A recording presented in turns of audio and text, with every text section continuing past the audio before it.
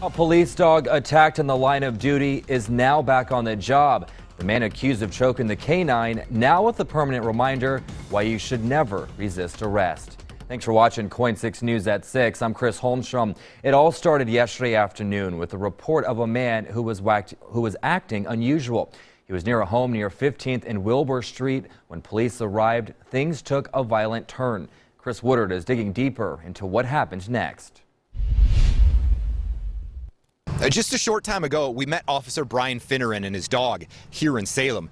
They are back on patrol, that dog once again working just a little more than 24 hours after Finneran was convinced he was going to die.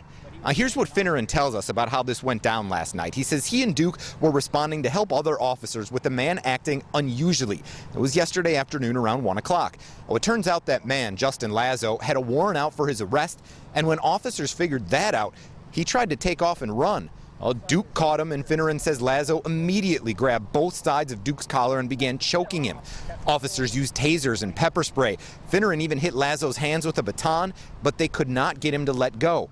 Eventually, Duke's eyes rolled back and he passed out.